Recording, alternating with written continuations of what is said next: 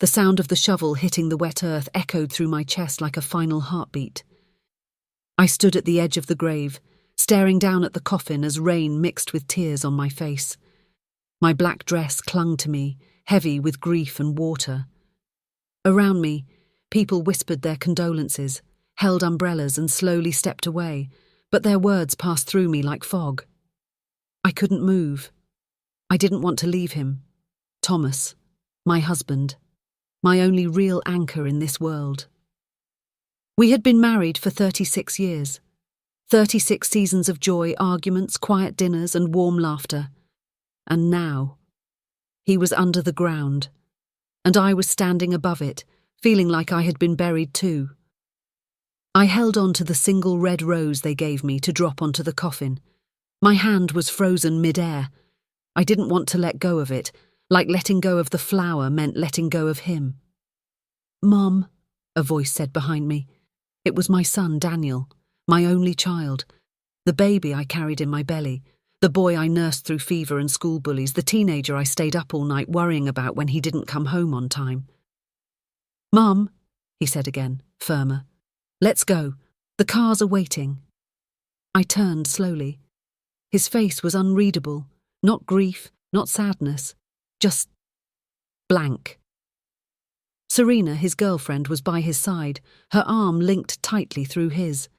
She wore a tight black dress that felt more nightclub than funeral, and she was already checking her phone, tapping the screen with long red nails. I finally let go of the rose. It fell and landed softly on the casket. We rode in silence back to the house. My house. The house Thomas and I built from nothing. We bought the land when Daniel was 5. Every room had his fingerprints. Every creaky stair held a memory. Every wall had a photo or a mark that told a story. The ride was quiet except for Serena's soft giggles as she whispered things to Daniel. I stared out the window, letting my thoughts drown in the steady beat of raindrops on the glass. When we arrived, I was the last to step out. My heels sank slightly into the muddy driveway, but I didn't care. The porch light flickered as I approached the front door. Familiar, comforting. Until it opened. And Daniel was standing there, blocking it. "Mum," he said, his voice low. I frowned. "What is it, Daniel?" He hesitated, looked behind him. Serena stood with her arms crossed, eyes already scanning the house. I saw it in her face.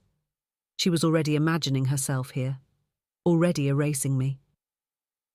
He stepped onto the porch, closing the door behind him. The cold air bit through my wet dress, but his words froze me harder than the wind ever could. "I think it's best if you don't stay here." I blinked. "What do you mean?" He couldn't look me in the eyes. "This house.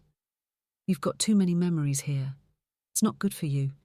You should get away for a while. Maybe stay with Aunt Carol for a bit, just until things settle." My blood drained from my face. "Daniel, I'm not leaving my home." He looked down. "It's just, Serena and I need the space." "The space?" I laughed, but it came out hollow. "Your father isn't even cold in the ground, and you're already talking about space." His face hardened. "Don't make this harder than it has to be." "I'm your mother," I whispered. "I know," he said. "But you're also a grown woman. You'll be fine." "No," I said, shaking my head. "This is my house. I'm not leaving because your girlfriend thinks I'm in the way." Serena's voice rang out behind the door. "Daniel, are we doing this or not?" He clenched his jaw. "It's not just her idea. I think it's what's best for everyone." I stood there, in the rain, water dripping from my hair, mascara smudged down my cheeks, and I realised something in that moment. This wasn't about what was best. This wasn't about healing or grief. This was about ownership, power, control, and they wanted me gone. The door opened again. Serena stood there holding my coat. "Here. You'll catch a cold." I stared at her. She didn't even flinch. Her eyes said everything. "You don't belong here anymore." Daniel held out a small suitcase I hadn't even noticed him carrying. "We packed a few of your things. You can call me if you need anything." I couldn't breathe. My knees almost gave out. I stepped back, dazed, as if the porch steps were miles wide. "You're throwing me out?" I whispered. "You'll be okay," he said again, but it sounded more like a line he had rehearsed than something he believed. I didn't speak. I didn't scream. I just took the coat and the suitcase, and I walked. As I made my way down the driveway, rain falling harder now, I remembered every birthday party we threw in that living room, every Christmas morning, every sick day Daniel spent curled up beside me on the couch. Gone. Just like that. When I reached the street, I looked back once. They had already closed the door. Lights inside, warmth, and me, left in the cold. I didn't know where I was going. I didn't even have an umbrella. But I walked. And with every step, the pain inside me turned into something else, something sharper, something colder. A storm was rising in me, not like the one above. This one was quiet, steady, focused. They thought I would break. They thought I would cry, beg, fall apart. But I would not give them that. Not now. Not ever. And as I disappeared down the street, soaked and shaking, one thing became clear to me. He may be my son. But after what he just did, he was about to learn exactly who he messed with, and it would start with silence, but it would end with something much louder. The rain didn't stop. It followed me like grief itself, heavy, cold, and unwanted. I had no plan, no umbrella, no phone battery, and nowhere to sleep. My coat was soaked through by the time I reached the bus stop near the gas station at the edge of the neighbourhood. I sat on the bench, shivering, clutching the small suitcase Daniel had packed. It was so light. That's when I realised he didn't pack most of my things, only what they thought I needed, not what mattered to me. I unzipped the bag with trembling fingers. One sweater, 2 skirts, 1 toothbrush, a pack of tissues. That was it. My wedding ring, my journals, the framed photo of Thomas and me from our 30th anniversary, all still in that house. I pressed my lips together, trying not to cry. A small red car pulled up beside the curb. The window rolled down. "Grace?" a familiar voice called out. It was Ruth, one of my church friends. She looked shocked. "What are you doing out here? Aren't you supposed to be at home resting?" I swallowed hard. "I'm fine," I lied. "Just needed some air." She frowned. "You look like you've seen a ghost. Come on, get in." I hesitated. Pride told me to wave her off. But my body was cold and my heart was too heavy to argue. I got into the car. She drove in silence for a moment, glancing over at me every so often. "You want to talk about it?" I shook my head. "Not yet." She nodded. "You don't have to say a word. You can come stay at my place tonight. No pressure." That night I slept on Ruth's couch. She gave me warm tea, dry clothes, and a blanket that smelled like lavender. It wasn't home, but it was the kindest thing anyone had done for me in days. I stared at the ceiling long into the night, playing it all over again in my mind. The funeral, Daniel's cold eyes, Serena's smug smile, my suitcase. I kept asking myself, how did we get here? How did my own son turn on me like that? But deep inside I already knew. Serena. Before she came into the picture, Daniel was different, loving, thoughtful. He would call me every weekend, take me out for lunch, fix things around the house. Then she arrived. She moved in with him 2 years ago. At first I tried to welcome her. I really did. I cooked her favourite dishes, bought her birthday gifts. But she always acted like I was in the way, like I was competition instead of family. Then she started whispering things to Daniel behind closed doors. I saw the change slowly creep in. He became distant, defensive, like I was a problem he couldn't solve. And now, after Thomas's death, she saw her chance to take full control. Well, she succeeded. But something shifted in me that night as I lay awake.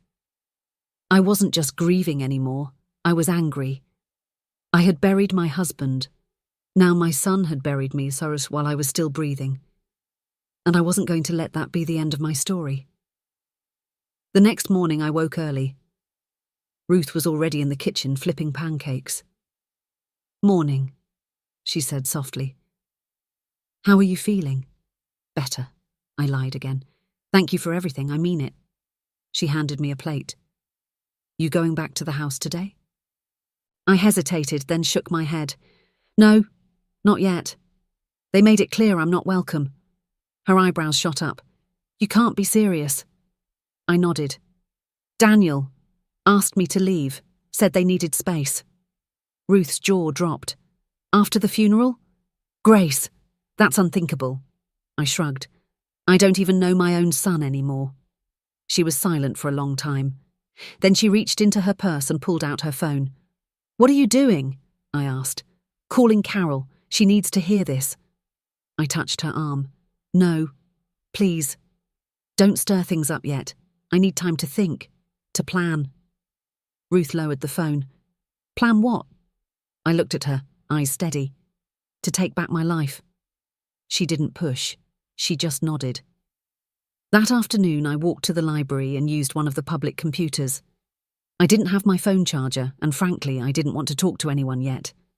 But I needed to check my email, my bank account, my insurance, everything. My hands trembled as I logged in, and then my stomach dropped. The joint savings account, the one Thomas and I had kept for over 20 years, was empty. Every cent. Gone.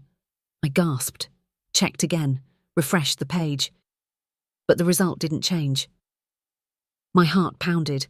I clicked on the transaction history. There it was, 2 large withdrawals, one 3 days before the funeral, another the morning after, both made by Daniel. My own son had drained the account. I felt like the ground was crumbling beneath me. How could he? I gripped the edge of the desk, trying not to scream. It was too much, too fast. First, he threw me out. Now, he stole the money my husband and I had saved our whole lives. I printed out the statements and stuffed them into my bag. I wasn't sure what I was going to do next, but I knew this wasn't just a family matter anymore. It was war. And I would fight it the way Thomas taught me to handle every battle. Smart, quiet, and absolutely relentless.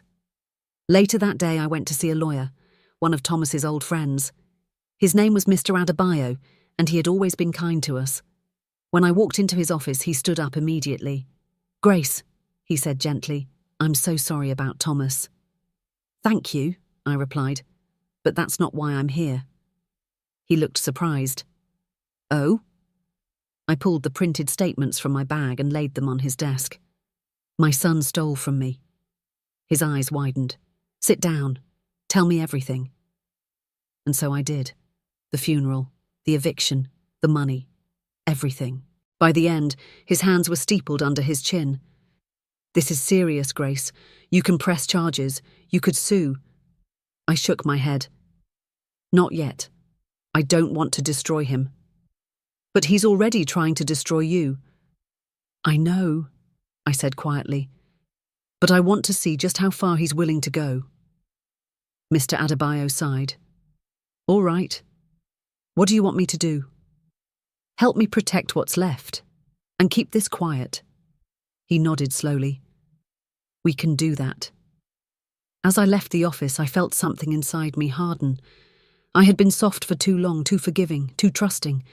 That version of me died with Thomas. Now, it was just me. And I was going to make sure Daniel and Serena learned a lesson they would never forget. They thought they had won. But they had no idea what I was capable of when pushed too far. I may have been thrown out. But I wasn't finished. I was just getting started. I didn't cry again after that second morning. The tears had dried up, not because the pain was gone, but because I had finally reached that point where something else replaced sorrow. Clarity. While staying at Ruth's house, I started to remember things I had forgotten in the chaos. Small signs, quiet betrayals. The time Daniel accidentally transferred funds from our joint account to a shared project with Serena. I thought it was a simple misunderstanding. The way Serena suggested we digitize all family documents and offered to scan everything, including the deed to our house. The way Daniel insisted on helping Thomas with legal paperwork during the last few months of his illness, especially when Thomas became too weak to read without help. I didn't want to believe it back then. I still held on to the idea that my son loved me, that Serena was just a bad influence. But sitting in Ruth's spare bedroom, surrounded by the silence of someone else's home, I saw it all for what it truly was. I hadn't just been thrown out. I had been outplayed, used, set up. Thomas had always managed our finances. He was a smart man, careful and meticulous. But the cancer moved fast, and in his last days he trusted Daniel with everything, and Daniel used that trust to rob me blind. I needed proof. Real proof. So I made a plan. I went to the county records office the next day. It took 2 hours of waiting and some help from a kind clerk, but I got what I needed, the deed to the house. And my name? Gone. Somehow, in the final months of Thomas's life, Daniel had convinced him to sign over full ownership, to him. It had been notarized, witnessed, legal, and worst of all, irreversible, unless I could prove coercion. I stood outside the office, the weight of that paper in my hands, everything I worked for, the home I built, erased. I walked to a bench under a sycamore tree and stared at the document. They really thought I had no fight left. They thought I'd disappear quietly. That's when I smiled for the first time since the funeral. Not because I was happy, but because the game was finally clear, and I knew exactly how to win. That afternoon I called Mr. Adebayo again. "We need to talk," I said, "in person." When I arrived at his office, I laid out everything. The scanned documents, the sudden transfer of ownership, the withdrawals, the lies. He leaned back, slowly rubbing his chin. "This is deep. If we can prove he manipulated your husband while he was sick, we can take this to court, but it won't be quick." "I don't need quick," I replied.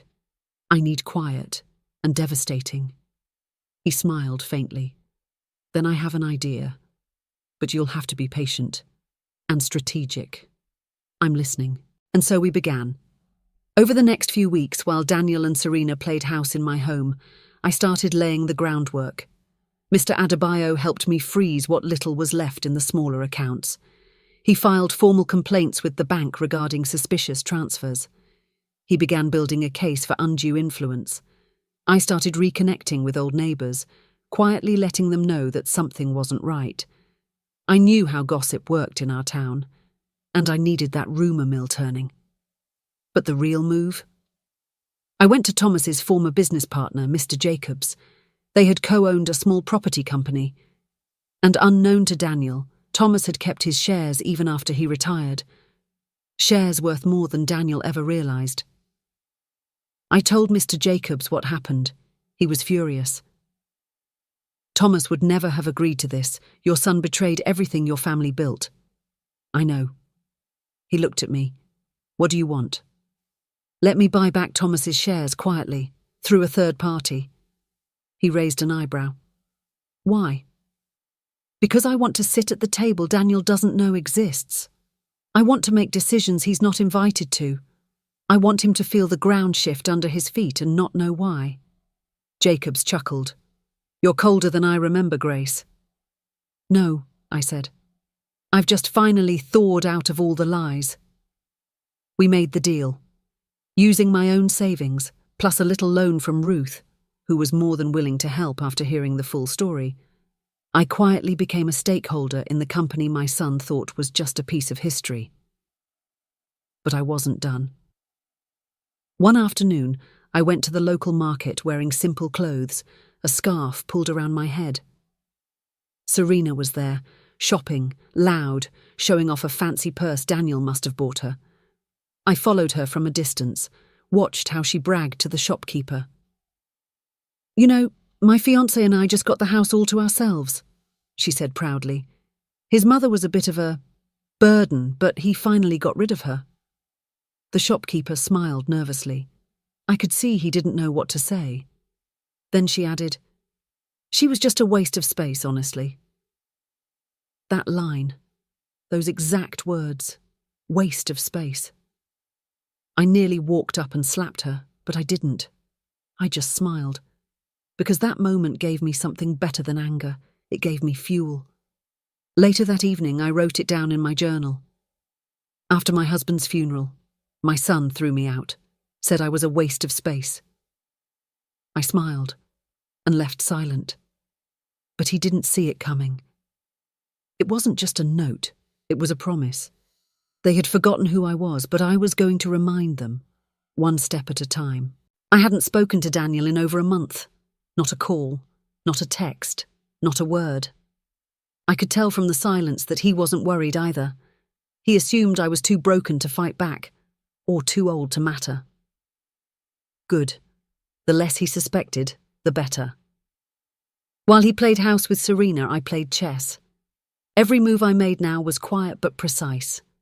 Mr. Adebayo and I had filed a formal petition to reopen the property transfer under medical coercion. If it was approved, the court would launch an investigation into whether Thomas had the mental capacity to sign over the house to Daniel during his final weeks. But I knew how slow courts could be. That move was long-term.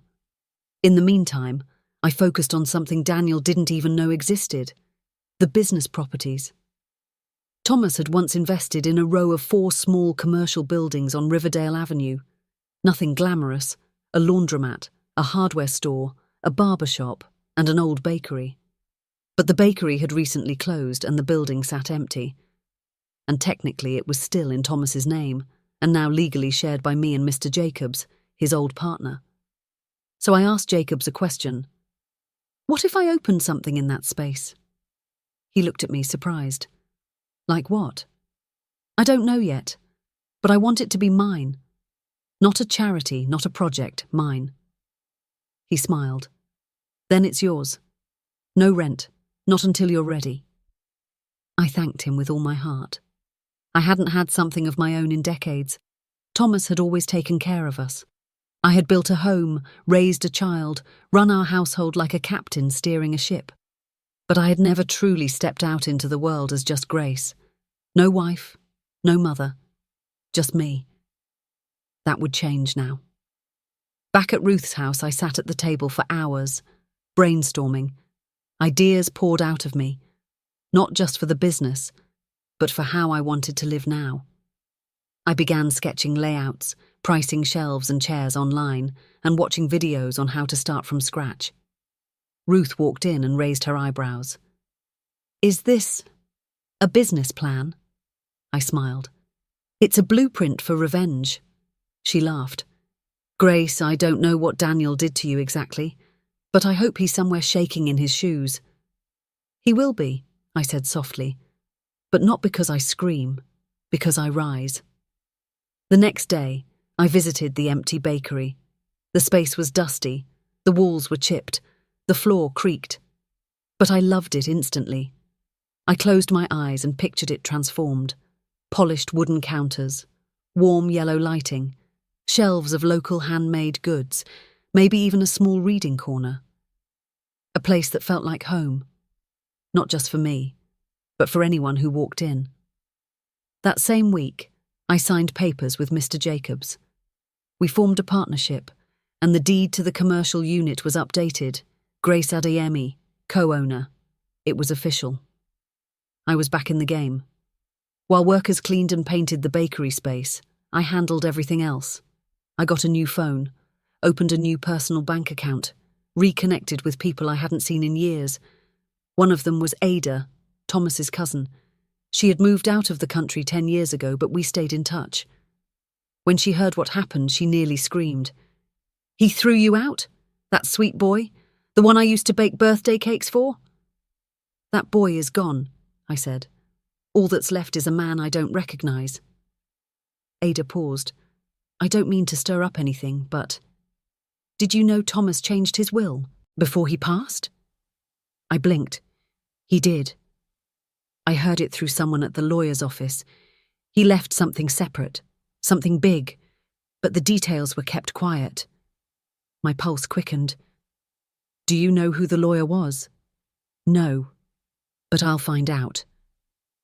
I didn't know if Ada would actually uncover anything, but the possibility gnawed at me. If Thomas had made a final move before he passed, and Daniel had hidden it from me, it could change everything. And if he forged documents, even better. While I waited to hear from Ada, I kept building my shop. I named it The Hearth, a quiet place, a warm place, like a fire for the forgotten. The grand opening was set for 2 Saturdays from then, but before that, I had one more move to make. It was time to return to the house. No, I wasn't going to knock or beg. I was going to observe. So one evening, I put on a scarf and dark glasses and got in Ruth's car. We parked a little down the street from my old house. The lights were on. The windows were glowing. Inside, I could see movement. Daniel walking across the kitchen. Serena pouring wine. She wore one of my scarves. The red silk one Thomas gave me on our 25th anniversary. I clenched my fists. That house is built with your blood, Ruth whispered. I didn't answer. I just took out my phone and started recording. The timestamp, the date, their movements, everything. Because if this ever went to court, I needed to show that they weren't struggling or caretaking. They had taken over, erased me, enjoyed the spoils. And the smile Serena wore as she toasted Daniel? That was the smile of a woman who believed she had won. I pressed pause on the recording. Not for long. The storm was coming.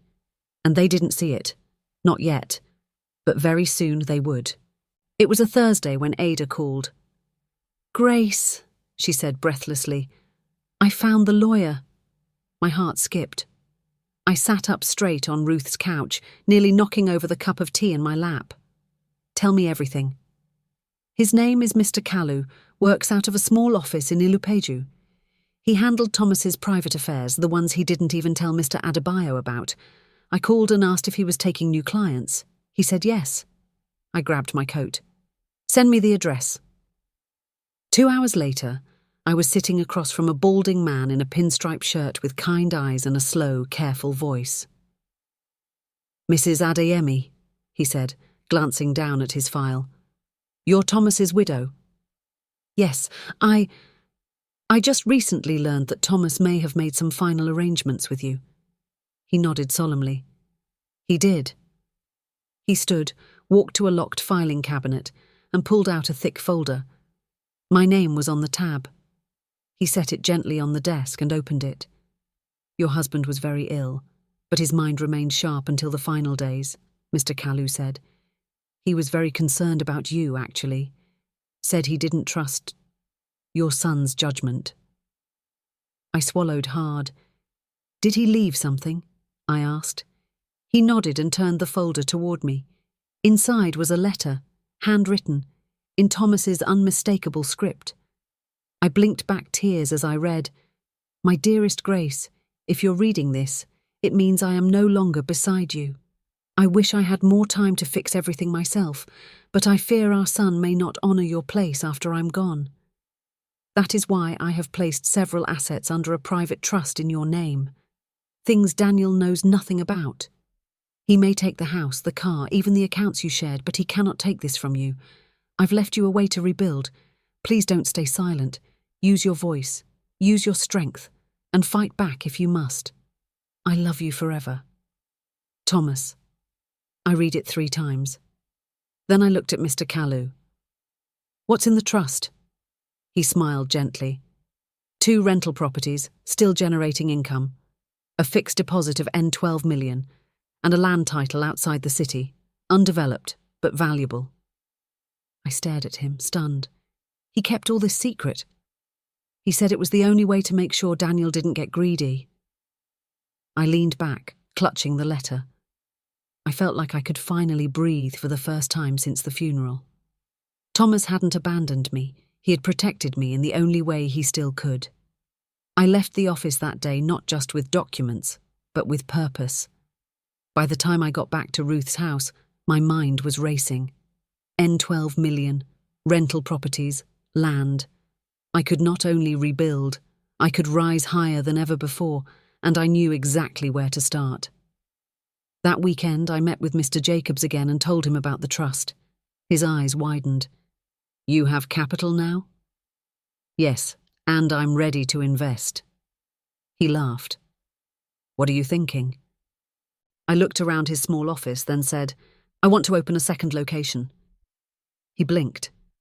"You haven't even launched the first." "I know, but this one won't be a shop. It'll be a co-working hub for women over 50, a place where people like me, like Ruth, like so many forgotten women, can find their voice again." He leaned back and grinned. "I'm in." With his help, I used part of the trust to secure a space in a nearby building. I named it The Nest. A quiet, welcoming centre with shared desks, tea, book clubs, even a workshop area for crafts and small business classes. The first month we had 4 women, the second we had 32, and every single one of them had a story like mine. Husbands gone, children ungrateful, dreams buried too soon. But here, in this space, we were alive again. And Daniel? He had no clue what I was building.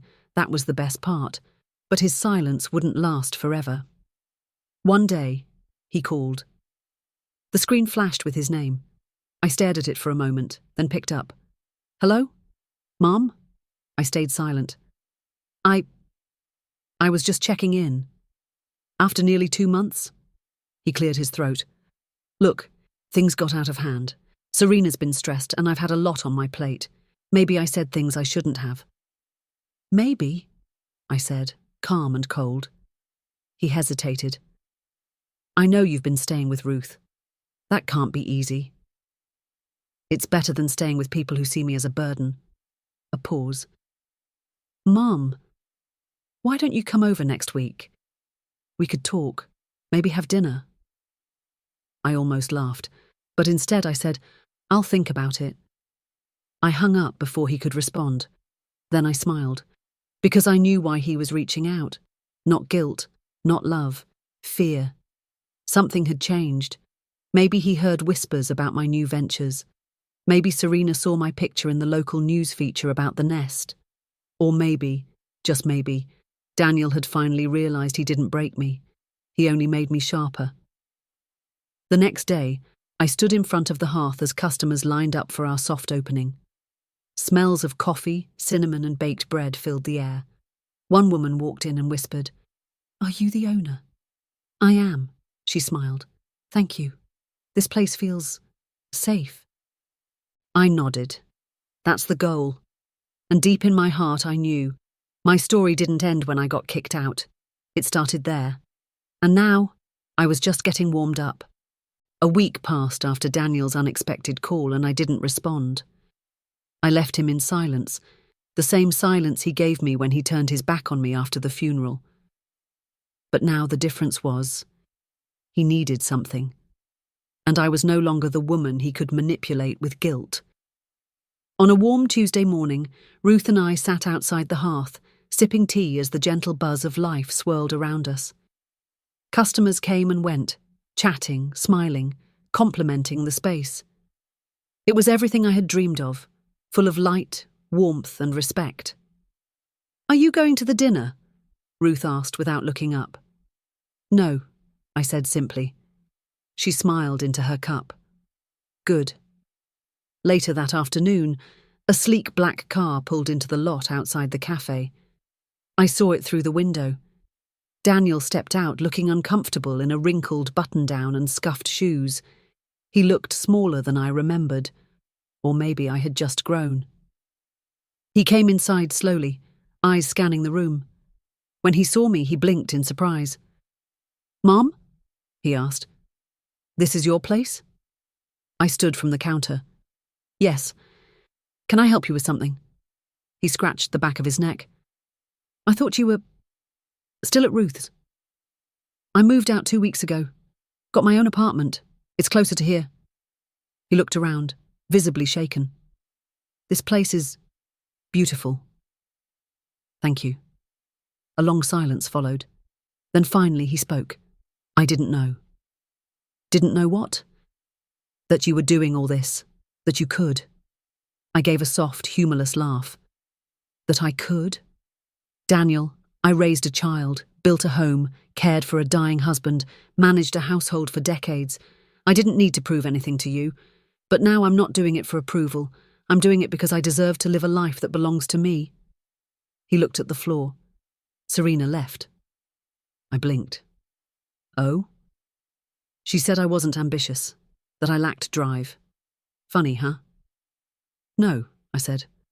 Not funny at all. I was angry at the world, he continued. When Dad died, I felt lost. Serena kept telling me it was time to grow up, take control. I thought that meant pushing you out. And draining my account. He flinched. I took money. I won't lie. I wanted to impress her. And when she moved in, I felt like a king. And now? I feel like a child who burned down his own house and is standing in the ashes. I didn't answer. He looked at me again. I want to make things right. It's too late for things to go back, Daniel. But it's not too late for you to grow into someone your father would be proud of. He nodded slowly, tears forming in his eyes. You've changed. No, I said gently. I just remembered who I was before I let everyone else decide. He reached into his pocket and handed me a small envelope. I found this in Dad's desk. It was addressed to you. I didn't open it. I took the envelope, fingers trembling slightly. Daniel turned and left quietly. I sat down and opened it. Inside was a note, short, faded. Grace, if he forgets who you are, remind him. But not with shouting, with greatness. T. I held the paper to my chest and closed my eyes. Thomas had known this would happen. He had prepared me for it in ways I hadn't even realized. I didn't need revenge. I didn't need a courtroom battle. I had already won. I had risen from ashes they thought would bury me. I had created something lasting, something that couldn't be stolen or signed away. Not by Serena, not by Daniel, not by grief. And now, I was finally free. Not just from them, but from everything I used to be. This wasn't the end of my story. It was the beginning of my peace.